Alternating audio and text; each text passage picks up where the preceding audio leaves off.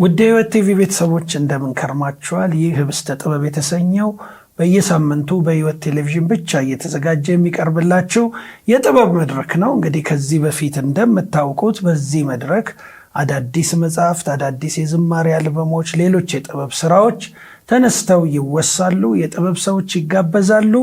ወንጌል ለጥበብ ጥበብም ደግሞ ለወንጌል ተሰናስለው የሚውሉበትን አውደ ውሎች የምናሳይበት ነው። ዛሬ ሁለት ጥንዶችን ይዤላችሁ ቀርብ ያለው እንግዲህ በስተግራዬ ዘማሪት ታደሉ አለምነው ትገኛለች። በስተቀኜ ደግሞ ባለቤቷ ዶክተር ኢንጂነር ንጋቱ ጫፎ አብረውኛሉ። እንግዲህ ዛሬ የተገናኘንበት ዋናው ምክንያት ትናንት ሚያዝያ 25 ቀን 2018 ዓ.ም በቦሌ ቃለ ሕይወት ዘማሪት ታደሉ አለምነው እግዚአብሔር ትልቅ በሚል ርዕስ ቁጥር 1 አልበሟን አስመርቃ ነበረ። እኔም ደግሞ መድረኩን አጋፍሬ ነበረ። በጣም የተለየ ውድ ጊዜ፣ በጣም የተወደደ ጊዜ እግዚአብሔር ሰጥቶን ነበረ። እንግዲህ ስለ ዘማሪቷ አገልግሎትና ሕይወት አንስተን እናወራለን። የትዳርና የቤተሰብ ጉዳይን እናነሳለን። የጥበብ ውሎ ይነሳል፣ ይወራል። እግዚአብሔር በዓመታት መካከል ያደረገው ነገር ሁሉ የሚዘነቅበት ፕሮግራም ነው። እንግዲህ የትም እንዳትሄዱ እሺ።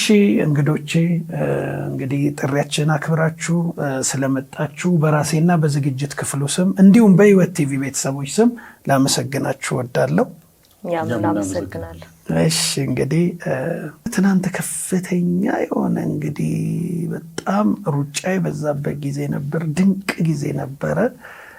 ቦሌ ቃለ ሕይወት በኢትዮጵያ ቃለ ሕይወት ከፍተኛ አመራሮች፣ በቀድሞ አመራሮች እንዲሁም ከመንግስት ቤት በመጡ ትልልቅ ሰዎች ተሞልቶ ነበረ። በምዕመናን በጥበብ አፍቃሪያን ተሞልቶ ነበረ። እኔም መድረኩን በመብራቴ በጣም እድለኛ ነኝ ብዬ ነው የማስበው። እንግዲህ ውድ ሕይወት ቲቪ ቤተሰቦች አንስተን እናወራለን። እኔ በበኩሌ በጣም ተደምም ያለው ብዙ መድረኮችን መርቻለሁ። በዚህ እግዚአብሔር እድል እየሰጠኝ የተለያዩ ቦታዎች ሄጃለሁ፣ በቤተ ክርስቲያንም ከቤተ ክርስቲያንም ውጭ። ትናንት ግን የተለየ መንፈስ ውስጥ ነበርኩኝ ማለት እችላለሁ። እንግዲህ የዝማሬ አልበሙን ምረቃ ድባብ በየመሃሉ እያነሳን የምናወራ ይሆናል። እንግዲህ አሁን በዋናነት እንደው ወደ አንቺ ልምጣና ታዱ፣ ቁጥር 1 አልበምሽ ነው። አንቺ በዝማሬ ወደ 30 ዓመት ሆነሽ። በዝማሬ ምናልባት ምን ያህል ጊዜ ይሆንሻል? ያው ስጀምር ጀምሮ ከልጅነት ጀምሮ? ከልጅነት ያው በኳየር ነው አገልግሎቱ የተጀመረው አርባ ምንጭ ሲቀላ ቃለ ሕይወት ቤተክርስቲያን። ከዛ ግን መሀል ላይ እንግዲህ እግዚአብሔር ጊዜ ነበረ። በሶሎ መዝሙር ከእህቴ ሀና ጋር አብረን ማገልገል ጀመርን እና ያለ እንግዲህ እዚህ ደርሷል ማለት ነውና በእርግጥ ረጅም ጊዜ አለው። ያው እንደው እስቲ እሱን እናወራለን። ግን እንደው እኔ አሁን እንግዲህ የዝማሬው እንዳሰሳ ለመስራት መዝሙሮቹን ቀደም ብዬ አዳምጫለሁ። መልእክቱንም ያንቺንም የድምፅ ደረጃ ለመመዘን ያለውንም ዳሰሳ ለማቅረብ በዚህ አይነት ሁኔታ በዚህ አይነት ተሰጥኦና ጸጋ ገና የቁጥር 1 አልበምሽ ነውና የዘገየሽ መስሎኝ ነው ይሄን የምጠይቅሽ። አዎ መዘግየት ዘግይቷል። አርባ ምንጭ በነበርኩ ጊዜ ይሄንን ሐሳብ የሚያነሱ ወገኖች ነበሩ። ጥሩ የአገልግሎት ጊዜ እግዚአብሔር ሰጥቶኛልና ግን የዛን ጊዜ ብዙ መነሳሳቱ አልነበረም። ሁለተኛ እውነት ለመናገር ይሄ ነገር በካሴት ሌብል ተቀርጾ መውጣቱ ላይ እኔ ብዙ ትኩረት አልነበረኝም እና ግን ጥያቄዎች ነበሩ። ለምን አይቀረጽም በካሴት የሚል ነበረ። እንግዲህ ያንን ጊዜ አልተጠቀምኩም ልበል ወይ እግዚአብሔር ጊዜ አይደለም አላቅም እያለ ግን ዛሬ እንግዲህ በዚህ መልኩ ይሄ ቁጥር 1 አልበም እንዲሰራ ሆኗል። በመሃል አንድ መዝሙር ብቻውን የተሰራ ነበር በቪዲዮና ለሚዲያ አልሰጠሁም። ዝም ብዬ አንድ ቦታ ላይ ብቻ ሰጠሁኝ። ኢቫንጀሊካል ቲቪ የሚባለው ጋር ለነሱ ነበር የሰጠሁት እና ሶሻል ሚዲያ አጠቃቀሚ ትክክልም ብዙም ስላይደለ ይመስለኛል እና በእርግጥ ዘግይቻለሁ። እነዚህን ዓመታት ሁሉ በዚህ ጸጋ ውስጥ እንደኖረ ሰው መስራት ነበረብኝ። ግን አንዳንድ ጊዜ ማስተዋልን ይጠይቃል። በእርግጥ እግዚአብሔር በእኛ ያስቀመጠውን ነገር ልብ ካላል ነው እናዘገየዋለን እና ዛሬ ይሄ መዝሙር የተሰራበት ምክንያት ይሄን ወደ መረዳት ስመጣ አጠገብ ያሉ ሰዎች ፑሽ ሲያደርጉኝ በእርግጥ እግዚአብሔር ያለ አንዳች ነገር ሰዎች ላይ ኢንቨስት አያደርግም፣ ጸጋን አያመጣም። ስለዚህ የትኛውም ነገር ታልፎ ለእግዚአብሔር ክብር ይሆን ዘንድ መውጣት አለበት የሚለውን በትክክል እርግጠኛ ስሆን የመጣሁት ወደዚህኛው የመዝሙር ዝግጅት ማለት ነው። እና ዋጋ ማስከፈሉ ፊት ከነበረው ዘመን አሁን በጥፍ ዋጋ ያስከፍላል። ግን በዚህ ጊዜ ግን በትክክል መነሳት እንዳለብኝ ገባኝ። እና ደግሞ ምንድነው መሰላችሁ በህይወት እያለን እግዚአብሔር የሰጠንን የትኛውን ነገር መጠቀም አለብን። ለምን በጣም ብዙ የሞት ደጆች አንኳክተዋል እኔ ጋር ሪሊ እኔ የዛን ጊዜ ባልፍ እነዚህ መዝሙሮች ማንም ይዘምራቸው እና እግዚአብሔር ደግሞ በከንቱ ሰጥቶኛል ወይ? ስለዚህ እግዚአብሔር በሰጠኝ በጨመረልኝ እድሜ እኔ ምን ልስራ፣ እኔ ምን ላድርግ? እነዚህ መዝሙሮች ተጽፎ መቀመጥ የለባቸውም፣ አንድ ሰውም ቢሆን ይጽናናበት የሚል አይነት እንትን በደንብ አሁን እየገባኝ ሲመጣ ነው ወደ ስቱዲዮ ሄጄ መዝሙሮቹ እንዲሰሩ የሆነው ማለት ነውና አሁን እንግዲህ ጌታ ለክብሩ አድርጎት ለምርቃት በቅቷል ማለት ነው። አሁን የዩቲዩብ ኦፊሻል ፔጅ አለሽ? አለሽ? ምንድነው?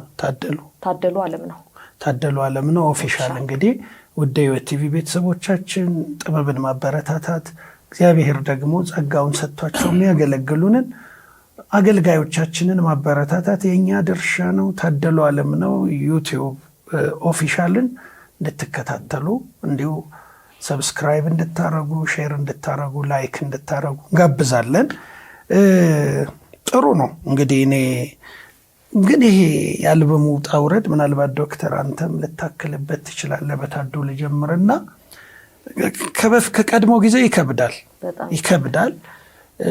ውጣ ውረዱ እንዴት ነበረ? ይሄ አሁን አልበም ሆኖ መጥቶ የሰው ጆሮ ውስጥ እስኪገባ ድረስ አይንና ጆሮ ውስጥ እስኪገባ ድረስ ማዕት ነገር አለው። መዝሙር ቁጭ ብለን እንደምናዳምጠውና እንደምንባረክበት ቀላል አይደለም። በምጥ ነው የሚወለደውና ሂደቱ እንዴት ነበረ ነው? ሂደቱ በጣም ከባድ ነው። በተለይ አሁን ባለው እንትን ላይ ዲስካሬጅ የሚያደርጉ በጣም ብዙ ሁኔታዎች አሉ። በዋናነት ምን ሆኖ ዲስካሬጅ የሚያደርገው መሰላችሁ? ስቱዲዮ ሲገባ ሙዚቃ የሚባል ነገር አለ። ከዛ ሌሎች በጣም ብዙ ውስጡ ጥበብ አለው ይሄ ነገር እና ከገንዘብ አንፃር ቻሌንጅ ያደርጋል። ስቱዲዮ ያለው ውጣ ውረድ እያንዳንዱ ባለሙያ ቻሌንጅ ያደርጋል። እውነት ለመናገር ጊዜ በደንብ ይፈልጋል። በደንብ መሰራት አለበት። እንዲሁ ተሩጦ ተመቶ የሚሰራም ነገር አይደለም። በደንብ ብዙ ቻሌንጆች አሉት እና ይሄንን ቻሌንጅ እግዚአብሔር ሲረዳኝ እኔ ብዙ አልተጋፈጥኩትም። ወደ መጨረሻ ነው እና የሆነ ልብልብ የሚያደርግህ ለምንድን ነው ግን ምሰራው እስክትል ድረስ አሁን ለምኔ ነው። በእርግጠኝነት ይሄንን መዝሙር ስናመጣው ገንዘብ ኮሌክት ለማድረግ እንደሱ አይደለም ፍላጎታችን፣ ጨርሶ አይደለም። ይሄ ግን ገንዘብ አያስወጣም እያልኩ አይደለም። በጣም በብዙ 100 ሺዎች ያስወጣል እና ያንን ሳታደርግ ደግሞ ባለሙያ ሳይከፈለው አይሰራልህም። ስቱዲዮ ስትመጣ ጀስት በኪቦርድ ብቻ አይደለም የሚሰራው፣ በጣም ብዙ ባለሙያዎች ይገቡበታል። ይሄ ሁሉ ተሰርቶ መዝሙር እንዲወጣ የሚከፈሉ ዋጋዎች፣ ገንዘብ አለ፣ ጊዜ አለ። ከዛ በኋላ ግን ሌሎችም አሉ ደግሞ ምናልባት አሁን ለሚዲያ ይመጠን እንደሆነ አላውቅም እንጂ ትክክል ነው። በደንብ ዋጋ የሚያስከፍል ጉዳይ አለ። ብዙ ዘማሪያን በዚህ ምክንያት እግዚአብሔር የሰጣቸውን ነገር ወደ ሚዲያ ማውጣት አልቻሉም። ስቱዲዮ ገብተው ያልወጡ ዘማሪዎች አሉ። ለምን ነው በቃ ይቅር ብለው በጣም ብዙ ጸጋ ያላቸው ሰዎች በስቱዲዮ ችግር ምክንያት ማለት መዝሙራቸውን ወደ ህዝቡ ማድረስ ያቃታቸው ሰዎች አሉ። እኔ እንደው አንቺ ያልሽ ምንድነው በጣም የሚታወቅና ግልጽ የሆነ ነገር አለ። የአገልጋዮች ለምሳሌ የሙዚቃ አቀናባሪዎች ሊሆን ይችላል፣ የኤዲተሮች ሊሆን ይችላል፣ በዚህ በህትመቱ ግራፊክስ የሚሰሩ ሰዎች ሊሆን ይችላል። በክርስቲያኑ ዘንድ በክርስቲያን ሙያተኞች ዘንድ የባለሙያዎች ታማኝነት ማጣት በስፋት ይነገራል። ያንቺን አላውቅም፣ ሊገጥምሽም ላይገጥምሽም ይችላል። እና ውድ ሕይወት ቲቪ ቤተሰቦች በዚህ አጋጣሚ ሙዚቃ አቀናባሪዎች ትኖራላችሁ፣ ግራፊክስ የምትሰሩ ትኖራላችሁ፣ ተያያዥ የኮምፒውተር ስራዎች ሳውንድ ኢፌክት እንዲህ ኤዲተሮች ትኖራላችሁ እና ቪዲዮ አርታያን ትኖራላችሁ። ከዚህ አንጻር እኔ ብዙ ዘማሪያን በዚህ ጉዳይ ሲማረሩ ሰማለሁ። ባለሙያዎች ከነሱ ጋር በተያያዘ ተከፍሏቸውም ውልም ገብተው ተገቢውን ነገር እንደማይሰሩ ክርስቲያናዊ ስነ ምግባር የጎደላቸው እንዳሉ ብዙዎች ስነ ምግባርን ጠብቀው የሚሰሩ ሆነው ግን ደግሞ የተወሰኑት ለዘማሪያን ተስፋ መቁረጥ ምክንያት እንደሆኑ ሰማለሁና ምናልባት አንቺ ላይ ደርሶም ሊሆን ይችላል ኦር በሌሎች ሰምተሽም ሊሆን ይችላል። ይሄ አንዱ ምክንያት ሊሆን እንደሚችል እገምታለሁ ነው። በጣም ትልቁ ምክንያት ነው። በጣም ትልቁ ምክንያት ነው። እኔ እንደውም የመጀመሪያውን የስቱዲዮ ነገር ሳልፍ እግዚአብሔር ረዳኝና አልተቸገርኩም። በቃ ወንድም የሆነ ሰው ነው እግዚአብሔር የሰጠኝ። ልክ ከሱ እጅ ግን ስወጣ ማመስገን የምትፈልጊው ሰው ካለ እግረ መንገድ መልካም ላረገ ምስጋና ስለሚገባ ማያንጸውን ድርጊቱን ብቻ እየተናገርሽ የሚያንጸውን ግን እያመሰገንሽ ብትሄጂ ጥሩ ነው።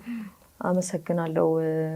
ይስሐቅ ነው፣ ይስሐቅ ይባላል። ይስሐቅ ስምኦን ስቱዲዮ ከዚህ በፊት ፕሮግራሙ ላይ ወደ መድረክ ጠርተሽ ያስመሰገንሽው እሱ ልጅ ማለት ጨርሶ በዚህ ዘመን ስቱዲዮ ውስጥ የሚገኝ አይነት ሰው አይደለም። በቃ በደንብ አፌን ሞልቼ መናገር የምችለው ማለት ነው።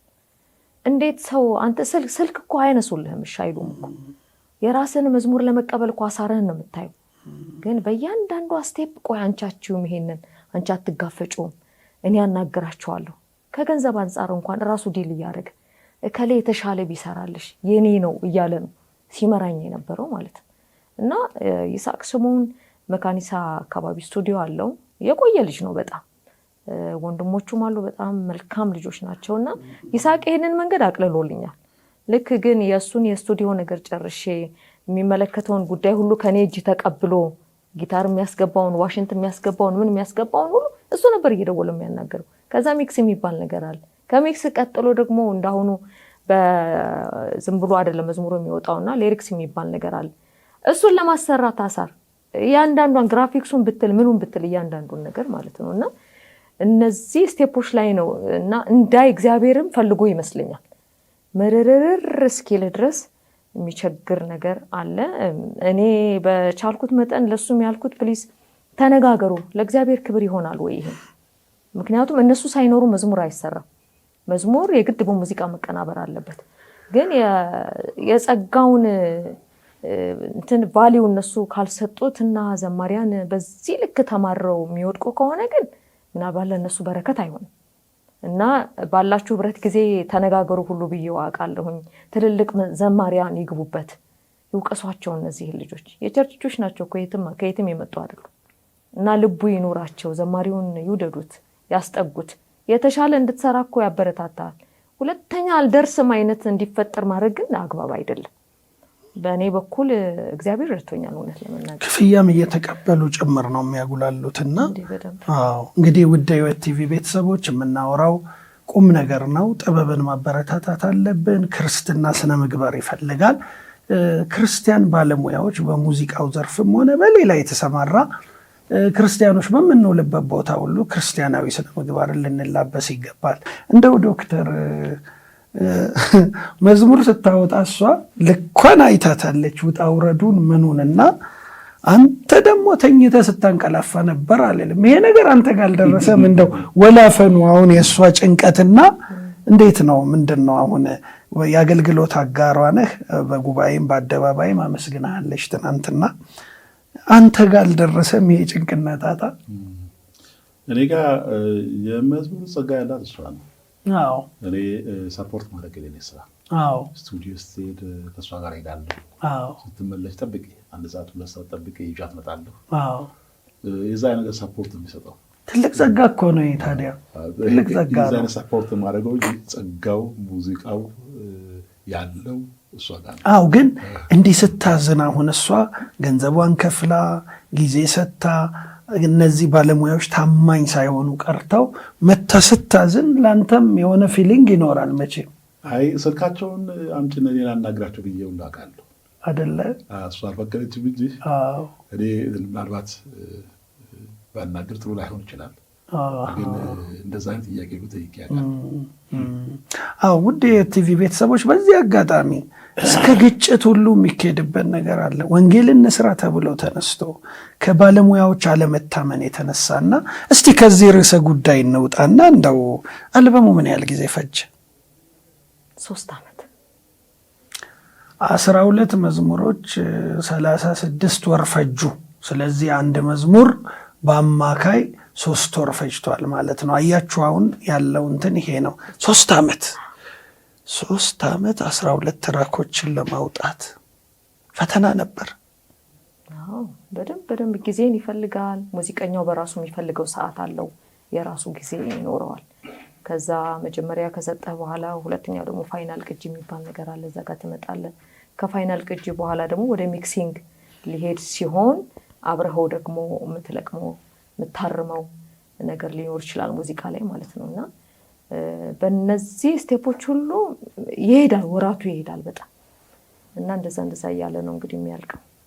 በጣም ይገርማል። እንግዲህ ታሽቶ ነው የወጣውና ይሄ ውጣ ውረዱም ቀላል እንዳልነበረ እንግዲህ አልበሙን ርዕስ እግዚአብሔር ትልቅ ነው ያለሽው። ከቨሩን እግዚአብሔር ትልቅ ደስ የሚል ርዕስ ነው። ለምን እንደው ግልጽ ነው፣ ግን ባንቺ ስሜትና ምክንያታዊነት እንደው ብዬ ነው።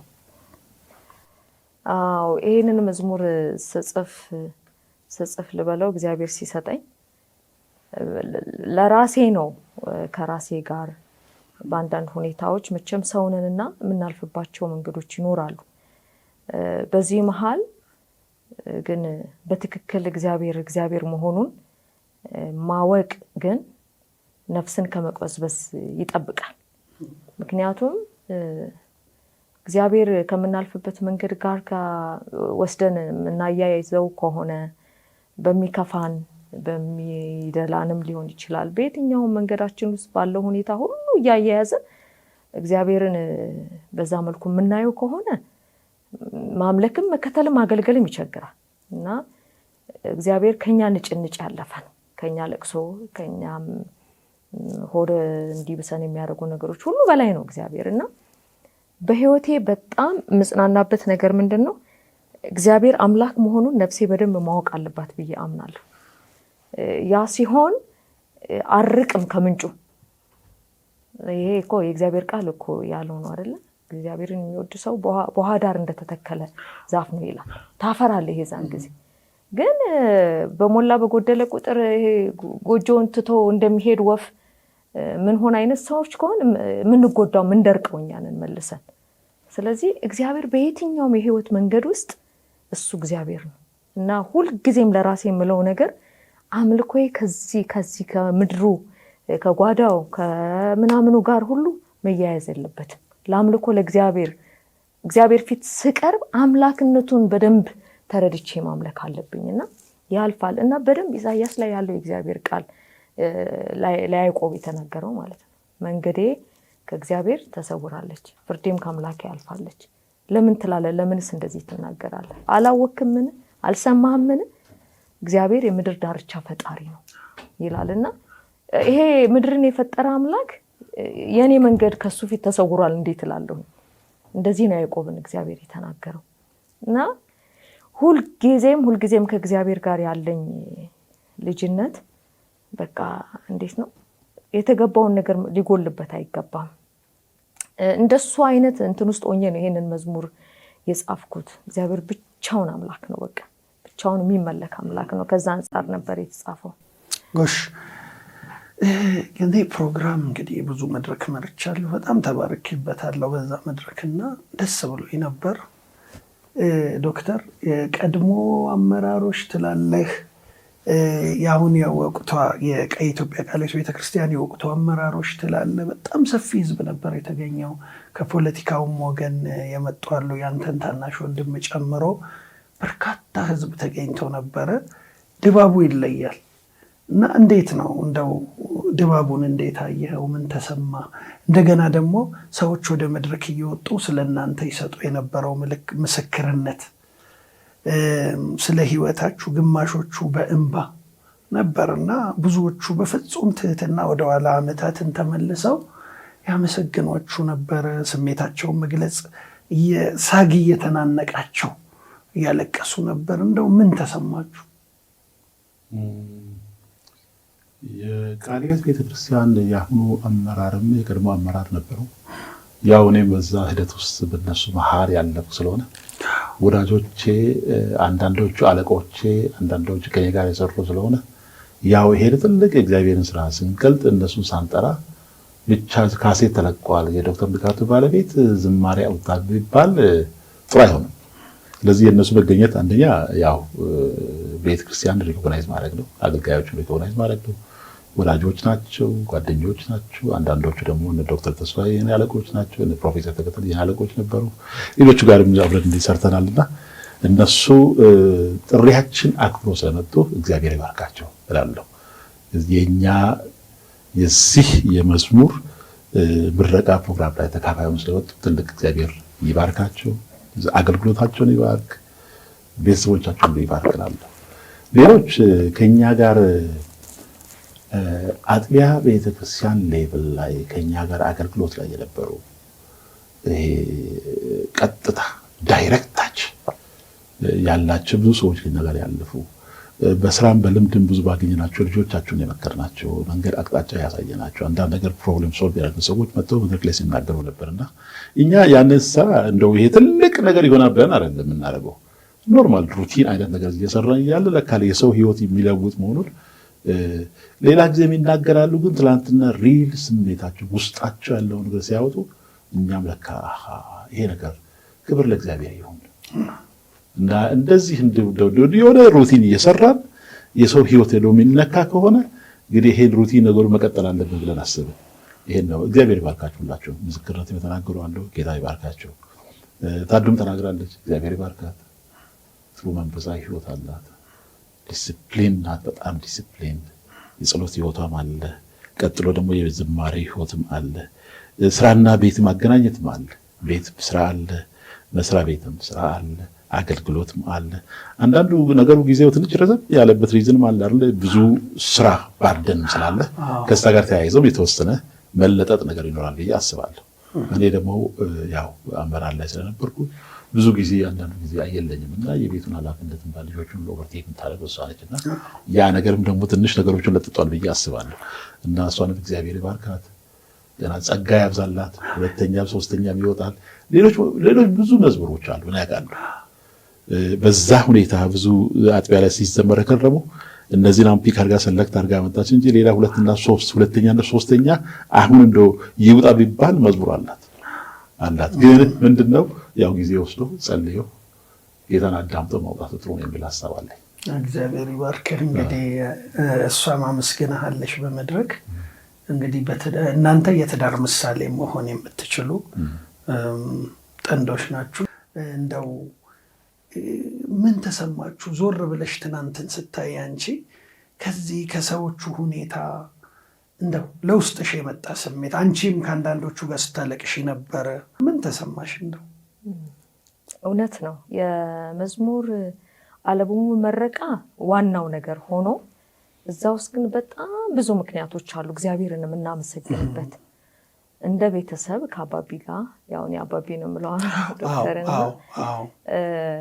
መንገዳችንን እያሰብን እግዚአብሔርን በጣም እንባርከው ነበረ። ለዚህ መድረስ ለኛ ትልቅ ነው፣ በጣም ለኛ የከበረ ነው። ከእግዚአብሔር ለኛ የተሰጠን እንደሆነ በደንብ እናስተውላለን።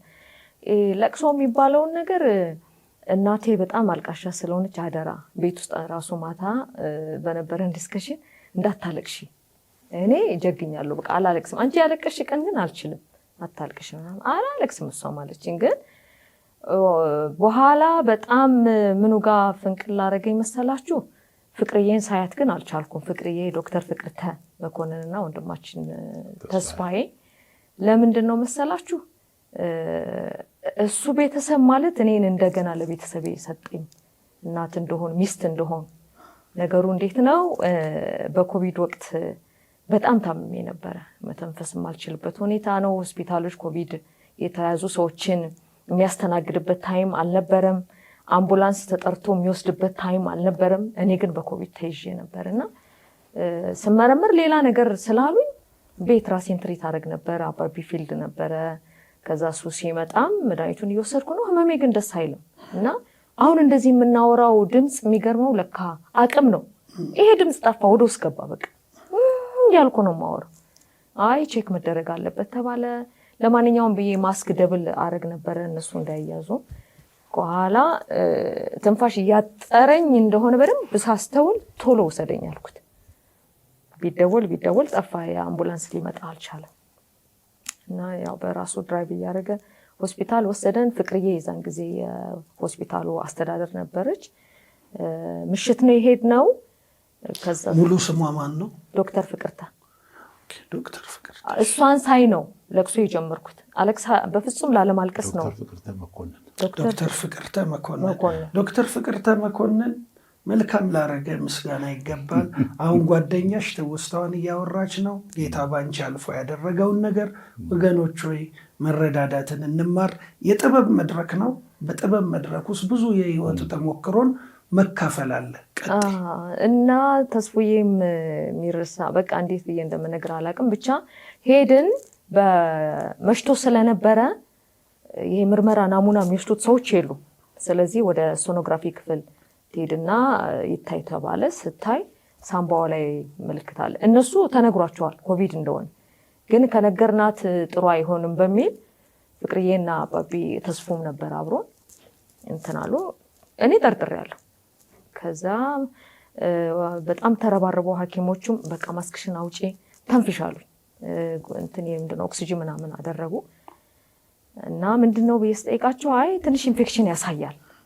አይ ኢንፌክሽን አይደለም ይሄ ነገር ኮቪድ ነው፣ ምክንያቱም አየር የሚከለክል ኮቪድ ነው እንጂ በዚህ ሰዓት ምን ሊይዘኝ ይችላል ብዬ ወደ ቤት እንሄዳሉኝ። ሕክምናውን ጨርሰን በታምር ወደ ቤት አልሄድም አልኩ። ምንም አድርጋችሁ ብትፈልጉ በረንዳ ማስተኙኝ፣ ጫካ ውስጥም ጣሉኝ፣ ኮቪድ ተሸክሜ ግን ልጆቼ መሀል አልሄድም። ካልሆነ ደግሞ ሆቴል ያዘልኝና የአንድ ሩም አንተም ሄድ ምግቤን እያቀበልክ እኔ እዛ ውስጥ እቆያለሁኝ በቃ ስለው በተአምር የሚሆን አይደለም። ለነገሩ አሁን እኔ ጭንቄን ነው የማወራው። እና ፍቅርዬ ተስፉ እና ፍቅሬ ተማከሩና የሚገርመው ቤት ውስጥ ገና 7 ወር 9 ወር የልጃቸው ልጅ 7 ወር ልጅ ህፃን አለ እና የተስፉዬ ልጅ የመጀመሪያ ልጅ እሷ ድንገት ወደ ጌታ ሄዳ የእሷ ልጅ አለ አራስ ልጅ የ7 ወር እንደገና 2 ልጆች ታላላቅ ልጆች አሉ እና ቤቢ ያለ ደግሞ የነሱ ልጅ። እነዚህ መሃል ከነ ኮቪድ ይዘውኝ ሄዱ ወደ ቤታቸው። ተይዣለሁ፣ መተንፈስ አልችልም፣ ነፍሴ ልትወጣ ነው። አንድ ሩም ነው ያላቸው። የልጆቻቸውን ክፍል አስለቅቀው እኔን አስገቡኝ። ሌሊቱን ሙሉ ተስፉዬና ፍቅሬ አጠገቤ ሆነው የሚታጠነውን አንዴ ያጠናሉ፣ የኤሌክትሪክ ሙቀት ይሰጡኛል። ባለሙያ የጤና ባለሙያ ናት። በየሰዓቱ መድኃኒቴን ትሰጠኛለች። ምግብ በትክክል አልወስድም ነበረ። የሆነች የምበላትን አፕልም ቢሆን ቆርጣ የሆነ ነገርም ቢሆን አርጋ ትሰጠኛለች። ሌሊቱ ነጋ እንደዚህ እያደረገች ማለት ነው። ጠዋት ማለዳ እንትንም ሲሆን ተስፎ መጥቶ ጸልዮልኝ ሩሜ ገብቶ ማለት ነው አልጋዬን አንጥፎ ለብሼው ልብስ አይበቃኝም እና ልብሴ ላይ የነበረው ልብስ ልነግርህ አልችልም። አንስታ አጨርሰው ያን አስተካክሎ ጸልዮልኝ ይወጣል። 3 ቀን ድፍን 3 ቀን ቤታቸው ሳገግም ነው ወደ ቤት የመጣሁት።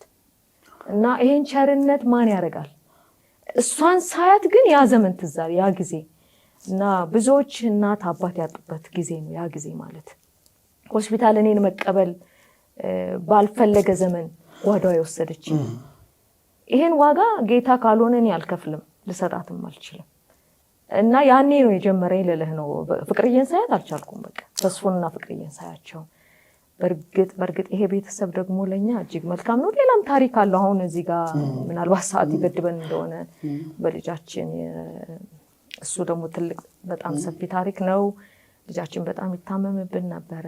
በዛ ጊዜ ሁሉ አጠገባችን በገንዘብ ብትል፣ በሙያ ብትል፣ በጸሎት ብትል፣ በመጎብኘት ብትል እኔ እግዚአብሔር እንዴት እንደሆነ አላውቅም። በቃ ልባቸው ደግሞ ተመሳሳይ ነው ልባቸው።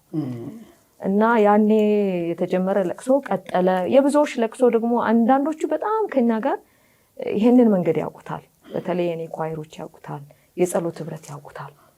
እና አሁን አልበሙ ሲመረቅ ለዚህ ደረጃ መደረሱ እግዚአብሔር ታልፎ እንደሆነ ሲዘመር ታልፎ እንደሆነ እንግዲህ ስለሚገባቸው ይመስለኛል። እና በዛ ምክንያት ነበረ ስሜታዊ ስለሆነ የነበረው። እግዚአብሔር ይመስገን። እንግዲህ የመመሰጋገንም ትናንትን ዞር ብሎ የማየትም ክፍለ ጊዜ ስለነበረበት ነው። በጣም ስሜት የሚነካ ነበረ። በዚህ አጋጣሚ የኢትዮጵያ ቃለ ሕይወት ቤተክርስቲያን የቀድሞና የአሁን የወቅቱ አመራሮችም እንዲሁ ምስጋና ልናቀርብ እንፈልጋለን። ከላፍቶ ቃለ ሕይወትም ድረስ ወደ ቦሌ ተከትላችሁ የመጣችው የላፍቶ አጥቢያ ቃለ ሕይወት አጥቢያ ቤተክርስቲያን አመራሮችም እንዲሁ ልናመሰግን እንፈልጋለን። እንግዲህ እኔ ልቤን የነኩኝ ነገሮች ነው በመሀል እያነሳ ያለው። ጥበብን የሚያደንቅ አመራር ቤተክርስቲያንን ረጅም ርቀት ይዞ መሄድ ይችላል። ምክንያቱም ጥበብና ወንጌል የማይነጣጠሉ ስለሆኑና ይሄ ከአልበም ምረቃ የበለጠ ከአንድ የዝማሬ አልበም ምረቃ የሰፋ አውድ የነበረው ክፍለ ጊዜ ነው። እግዚአብሔር ይመስገን። እንደ ውስጤ የምረቃውን ድባብ ትንሽ ተከታትለን እንመለስ። እንግዲህ ዘማሪቷ ታደሉ ዓለም ነው። ጌታን ያገኘችው ከልጅነት ነው። በአርባ ምንጭ ከተማ በሲቀላ ቃለ ሕይወት ቤተክርስቲያን በ1986 የውሃ ጥምቀት ወስዳ በ1987 በሐመር ውሃ የመዘምራን ኅብረት ወይም ሲኳየር ተመድባ የመዝሙር አገልግሎት ጀመረች። ያኔ ማለት ነው። እንግዲህ ላፍቶ የበሰለው ነገር ቦሌ ላይ ሊበላ ቀርቧል። ባበሰለ ሳይሆን በበላ ነው። እሺ፣ በጌታ ጸጋና ምሪት ቅዱሳንን ለማነጽ ወስና ለበርካታ ዓመታት በጸሎትና በሥራ ከቆየች በኋላ በቅድሚያ በጌታ በመቀጠልም በባለቤቷ በቅርብ ወዳጆቿና የሙዚቃ ባለሙያ በሆነው በወንድም ይስሐቅ ስምዖን በኩል እገዛን አግኝታ ቁጥር 1 የመጀመሪያ አልበሟን እግዚአብሔር ትልቅ በሚል ርዕስ ዛሬ ታስመርቃለች። ክብር ለእግዚአብሔር ይሁን። እግዚአብሔር ይመስገን። ታዱ እግዚአብሔር ትልቅ አለች። ለምን ታዱ ጠይቅሻለሁ። ሰሞኑን እግዚአብሔር ትልቅ ነው ብላ 4 ነጥብ ጋር አላደረሰችንም። እግዚአብሔር ትልቅ ነው፣ ትልቅነቱ ይቀጥላል። ትልቅ ነው፣ ትልቅ ነው፣ ታላቅ ነው፣ ትልቅ ነው። 4 ነጥብ ጋር የማይቆም ትልቅነት፣ በቋንቋ የማይገለጽ ትልቅነት። ይህ ታዱ እንዳለችው እግዚአብሔር ትልቅ ትልቅ ብሎ ዝም ከማለት በስተቀር ወደ ላይ ወደ ታች ወደ ግራ ወደ ቀኝ ስሎ ደምሮ ቀንሶ በዚህ ውስን በሆነው ቋንቋ እንዲህ ማለት ፈጽሞ አይቻልም። እሱ ከመታሰብ ወዲያ ነው። እግዚአብሔር ትልቅ። እኛ ክርስቲያኖች ካለብን ዘርፈ ብዙ ችግሮች አንዱ የመጽሐፍ ቅዱሱን እግዚአብሔርን እንደ ቃሉ አለማወቅ ነው ትልቁ ችግር። ሰው በተለይ ወንጌል ተነግሮ ተሰብኮት ጌታ ኢየሱስ ክርስቶስን የሕይወቱ ጌታ አዳኝ መድኃኒት ንጉሥ አድርጎ የተቀበለ በእግዚአብሔር መንግሥት በመንፈሱ ዳግም የተወለደ ሁሉ እግዚአብሔርን እንደ ቃሉ ቢያውቀው ኖሮ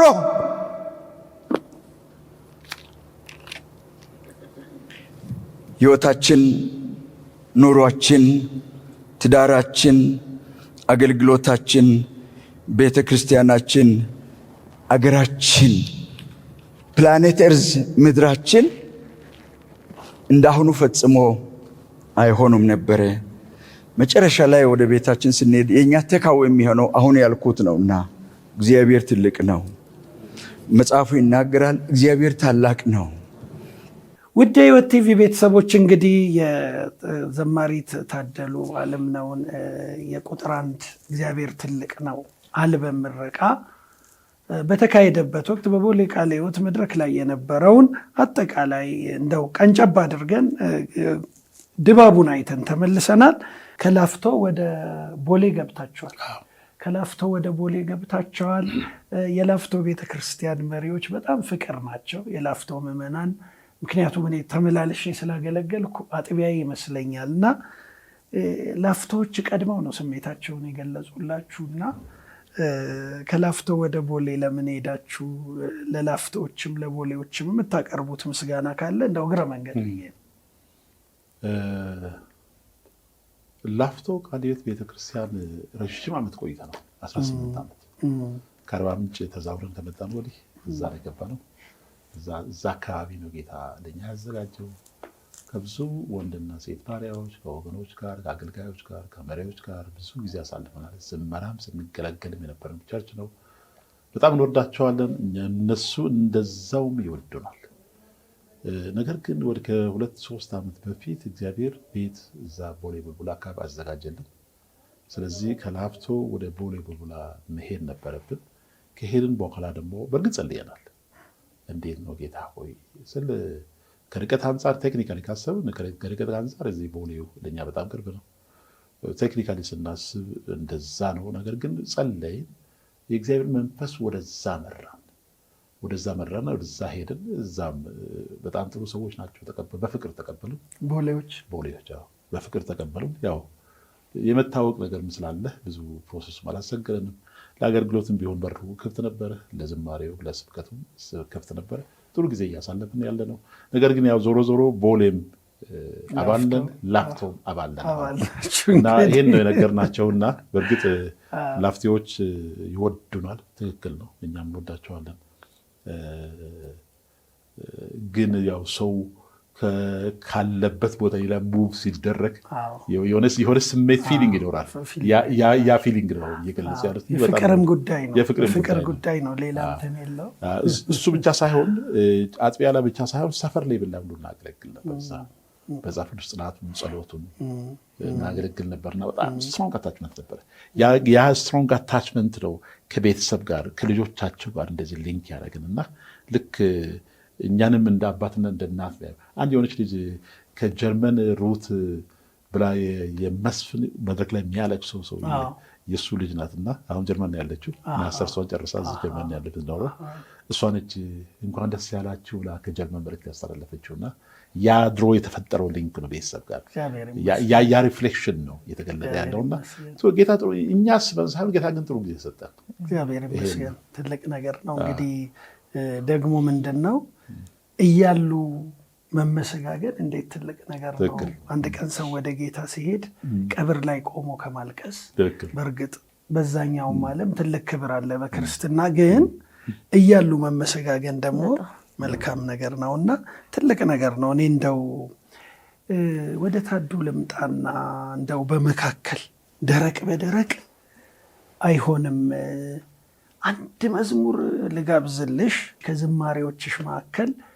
ውድ የሕይወት ቲቪ ቤተሰቦች ዝማሬ ይወዳሉ፣ ጸሎት ይወዳሉ የእኛ ተከታታዮች ቤተሰቦቻችን እና የትኛውን ዝማሬ መጋበዝ ብቻ አይደለም፣ አዝማቹን አንቺ ትይልናለሽ ትዘምሪልንና እኛ ደግሞ ከስቱዲዮ መዝሙሩን እንለቀዋለን። አንደኛ መዝሙሩን ትጠሪያለሽ፣ ለምን እንደጻፍሽው ትነግሪናለሽ። ከዛ በኋላ ደግሞ አዝማቹን ትይልናለሽ፣ ለቤተሰቦቻችን ትጋብዥልናለሽ። እሺ፣ አመሰግናለሁኝ። ምቹ ማረፊያ የሚለውን መዝሙር ይዘመር እስቲ።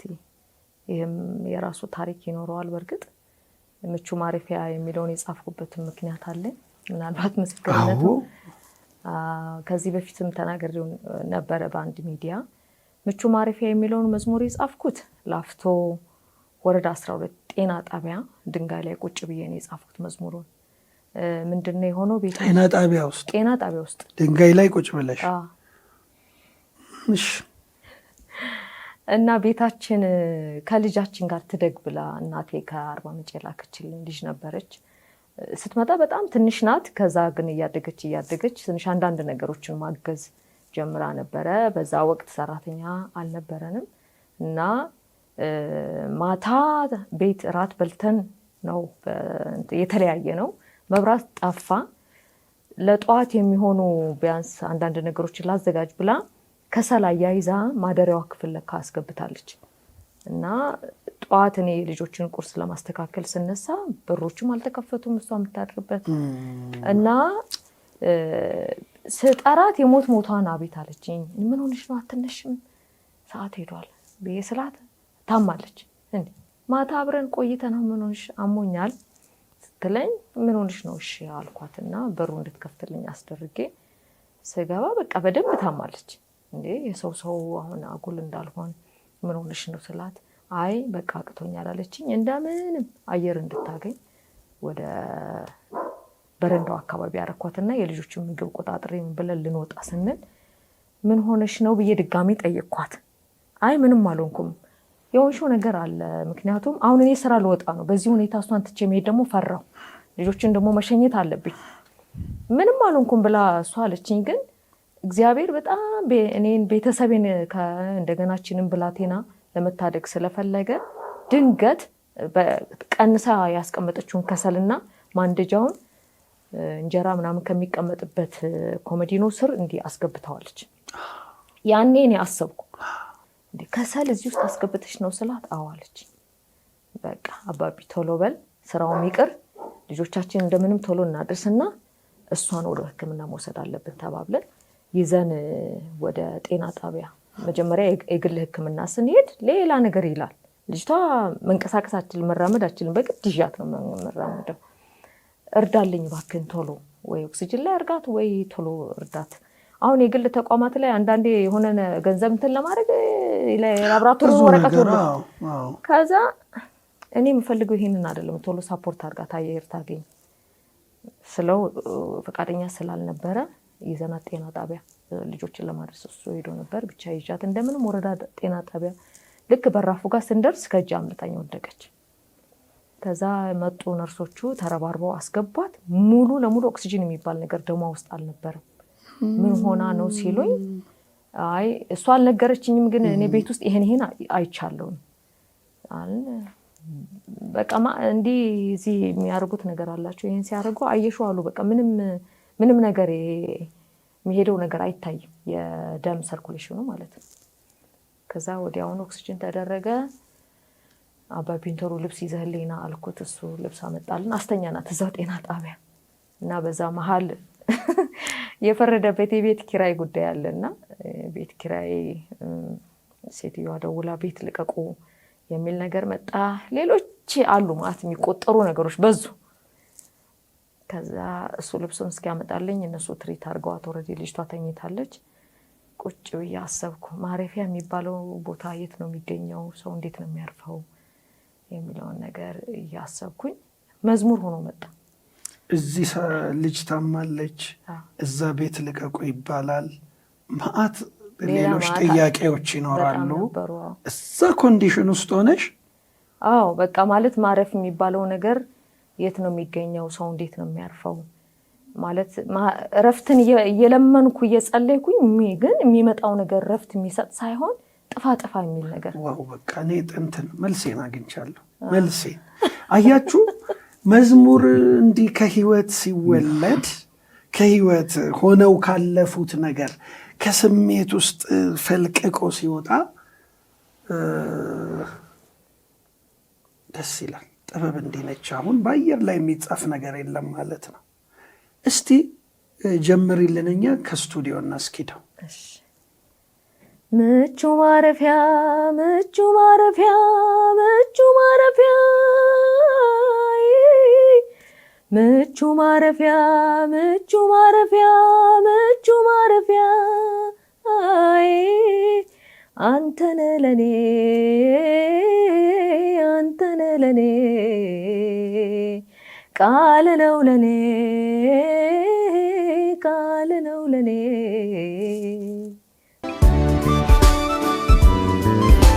ምቹ ማረፊያ ምቹ ማረፊያ ምቹ ማረፊያ ምቹ ማረፊያ ምቹ ማረፊያ ምቹ ማረፊያ አንተነ ለኔ አንተነ ለኔ ቃል ነው ለኔ ቃል ነው ለኔ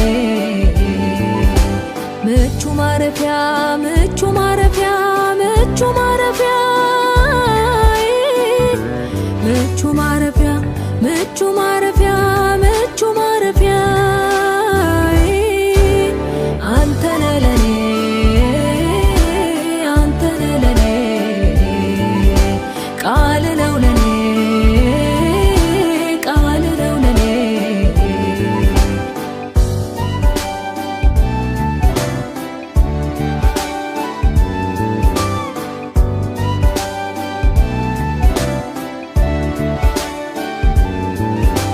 ያከማቸሁት ብዙ ቢኖረኝ ደርቤ ብለብስ ፈጽሞ አይሞቀኝ ወርቅ ቅን ባበዛ ለሰውነቴ አይሆንምና ሞገስ ውበቴ አንተን ሲይዝ ግን በእውነት ሳመልክ ረካች ነፍሴ አረፍኩኝ ቤት አንተን ሲይዝ ግን በእውነት ሳመልክ ረካች ነፍሴ አረፍኩኝ ቤት ምቹ ማረፊያ ምቹ ማረፊያ ምቹ ማረፊያ ምቹ ማረፊያ ምቹ ማረፊያ ምቹ ማረፊያ አንተ ነህ ለኔ አንተ ነህ ለኔ ቃል ነው ለኔ ቃል ነው ለኔ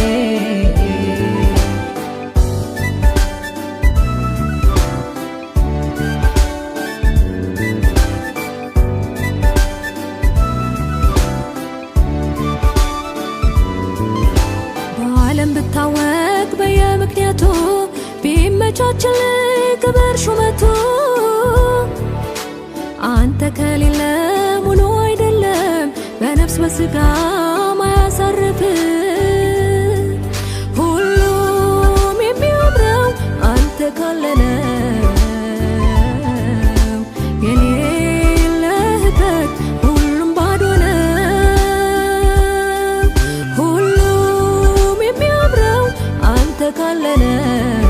ካለነው የሌለህበት ሁሉም ባዶ ነው ምቹ ማረፊያ ምቹ ማረፊያ ምቹ ማረፊያ ምቹ ማረፊያ ምቹ ማረፊያ ምቹ ማረፊያ አንተ ነህ ለኔ አንተ ነህ ለኔ ቃል ነው ለኔ ቃል ነው ለኔ